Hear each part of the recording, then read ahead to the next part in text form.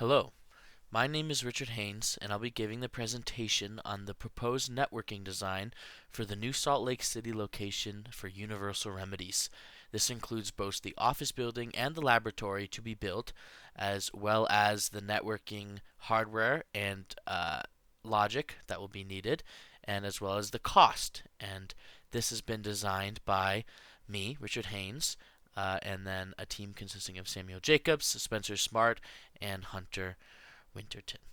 Okay, perfect. To jog your memory, this is the map of the office building. It's 8,000 square feet. There's offices for regional manager, administrative assistant, 3 secretaries, IT, marketing, accountant, HR, training staff. And I just wanted to give this quick picture just so you can kind of see how it relates to the topology that we're about to go through. Now, the only thing that's different between this and this is the IT staff will be here. And in our topology, just to make everything look more clean, the IT staff is on the outside. And we will zoom in and we will go into that. But this is the office building. Get a good visual look of it. See where everything logically is. And now let us move on to the topology. Okay, looking at this, it's probably not hard to see, or good to see. So let's zoom in a little bit. So we're gonna put the doctor in the corner there. The logic behind that is it's going to be separated from a lot of the office. So it's going to be in the corner. You know, patients coming in and out, and there's the lounge is also right up there. And here is going to be where the marketing team is with their 3 PCs and their specific switch. And then we are going to zoom in up here, and then we got more of the marketing team in the other office with 3 other PCs. And if you want to note that naming scheme is just going to be market 1, 2, 3, 4, 5, 6, and above will be their private IP address denoted by their VLAN, which we will go over in a second. But also underneath, you're going to see these color-coded next to a number. So if you want to understand a bit of that, we'll go down here, and you can see that correlates to the VLAN that it'll be a part of, as well as the network jack/drop. This will be how we have Ethernet connection from those switches, because that's the most reliable form of connection. And the VLANs go as this. We'll just get into it right now. VLAN 10 is for office users. VLAN 20 is for the laboratory, as long as VLAN 30 and 40. And VLAN 50 is going to be for guest, and VLAN 6 is going to be for IT. This ensures isolation. We considered adding a VLAN for each department, for accounting, for doctors, but we felt that that is overdoing it and would overcomplicate the networking design and structure. And so we decided that we'd keep it simple. All the office users are on the same VLAN. They can communicate with each other, but the very sensitive information, such as the IT, which which a lot of private data will be on, that will be its own VLAN, as well as the lab and the net management and everything like that can be on their own VLAN, as that will require more isolation. So as we look at the rest of this topology, just remember these color-coded VLAN network drops with the number that will be needed in that office, and then as well as the associated VLAN. And why we went with this structure is very important and will make it easier to maintain throughout the years. And we are very confident with our other security policies to know that doing it this way will be all right. Okay, so let's zoom out and continue looking through. Of course, we have our trainers over here, accountant and HR.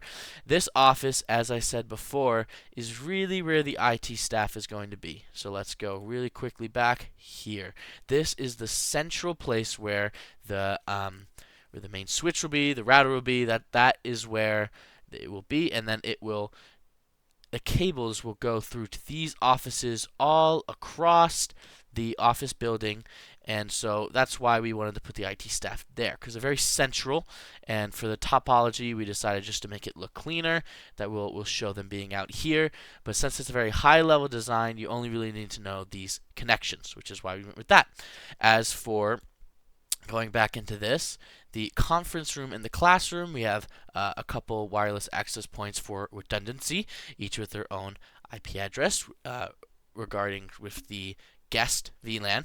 And then we're going to now get into, this is kind of the main bread and butter, the core, is these the ISP links, the core routers. Like I said, this core router here is going to be with the IT office, and it's going to be locked. No one can get to it. It's not very accessible. But there's also going to be a backup and a firewall. So ISP link, core, backup, and then they're all going to go to this firewall and a second firewall, which will go to the lab and also the office. More redundancy there. And these firewalls will have rules and various security policies that are more further explained in our security documentation. We will go over it shortly in another slide. So let's kind of back out of there. Administrative support's here, regional manager, there you go. That is sort of the high level design. Each department has a switch. Each office tends to have about a couple PCs to them, but they're separated. They're isolated by VLAN. They have the network drops. The IT office has its own firewall for the sensitive data that it has, further increasing isolation. And then, of course, as we've said before, redundancy, which we will describe a lot more. And this bottom part has to do with the lab, and that will be a little bit later on. So let's move on to exactly what I just said. How is this redundant? Redundancy is very important when it comes to designing a network because things are not going to work. So, as I said before, we have a backup. We have a backup core router and with its own link to ISP. So if one goes down, it'll switch over to the other one, utilize that firewall. The firewall goes down, it'll switch over to the other one. And important to know, these will be with OSPF, especially with these switches and routers. If one goes down, it can dynamically update its route. And so downtime will be very, very minimal. And for a company like this, downtime is very important to minimize as much as possible because the laboratory needs to run, customers need to be able to purchase or use their product or software.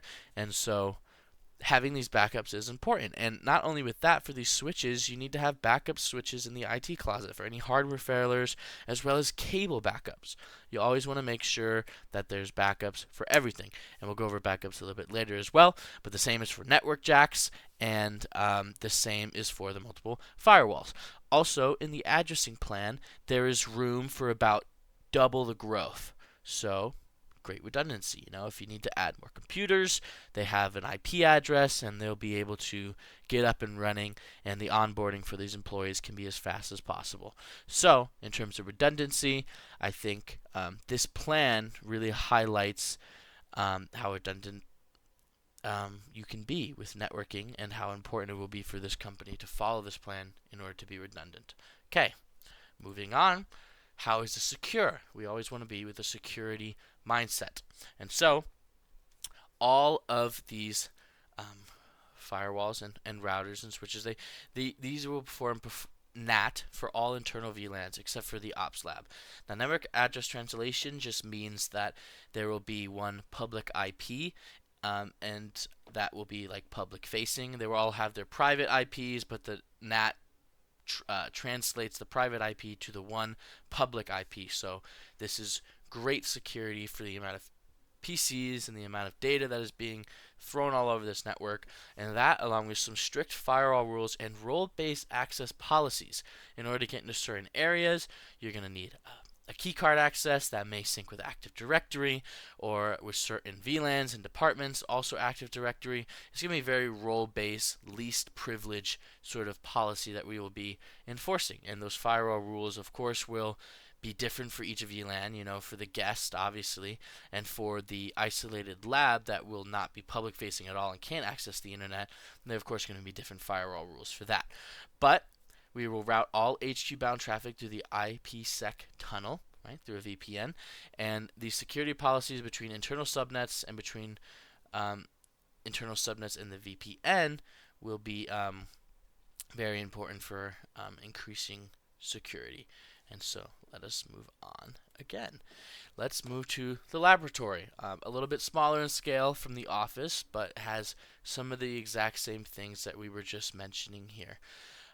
There obviously is the isolated lab, which is very important to isolate, but also be able to access these control rooms and analytical labs through those network drops. Here's just a quick visual in order for you to look at the suggested networking, the high-level design. Let us move in again. So the guest, of course, has these wireless access point with their public-facing IP addresses and their own VLAN. The firewall and the core routers from the office building link into the lab through this layer 3 switch. And now let us move to this section here. There's going to be that control room with their network drops and the specific VLAN. You see this double here because this needs to be able to talk to like VLAN 30 or VLAN 20, and so the analytical lab will be here, and it's not really, we don't know exactly if there's going to be PCs in there or if just like equipment, so that will just, the topology is just going to concern itself with the isolation portion in terms of which VLANs can access each other and the network drops that are in there, and then also the administration, of course, which will have the admin PCs and its own amount of network drops. And so very similar to this office design here, but just a little smaller. But the big focus there is security. And so let's talk about security. How is this secure? The isolated lab has no layer 3 interface facing the rest of the network. There's no NAT, there's no route. They cannot reach other VLANs or the internet. There's, of course, those network drops that connect back to the analytical lab, because if there's someone brings in a PC, the only way they can access the analytical lab and all the data in there will be through those network drops. So that's important to know. For the guests, the wireless access point will only provide those limited guest access. All guest users are directed to a portal, and they have certain usage policies, and their traffic will be monitored.